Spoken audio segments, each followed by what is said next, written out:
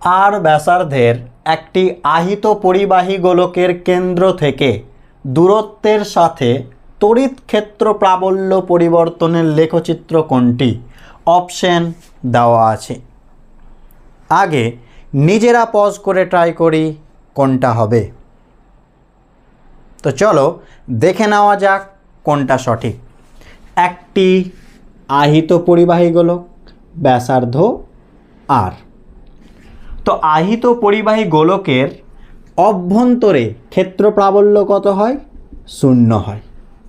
এর মানে গোলকের কেন্দ্র থেকে পৃষ্ঠের আগে পর্যন্ত ক্ষেত্র প্রাবল্য কত? 0।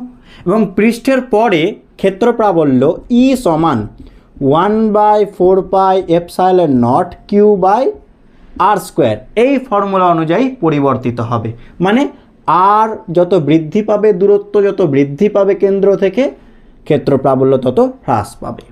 তাহলে এই বিষয়টা কোন লেখচিত্র দেখা যাচ্ছে? দেখো কোনটা? আচ্ছা এখানে দেখো, কেন্দ্র থেকে ব্যাসার্ধের আগে পর্যন্ত কোনো কিছু নেই, মানে ক্ষেত্র প্রাবল্য 0, যেটা এক্ষুনি বলা হলো যে কেন্দ্র থেকে পৃষ্ঠের আগে পর্যন্ত ক্ষেত্র প্রাবল্য 0। তারপরে ক্ষেত্র প্রাবল্য হ্রাস পেতে শুরু করবে দূরত্ব বৃদ্ধির সাথে। তাহলে অপশন ডি সঠিক হবে।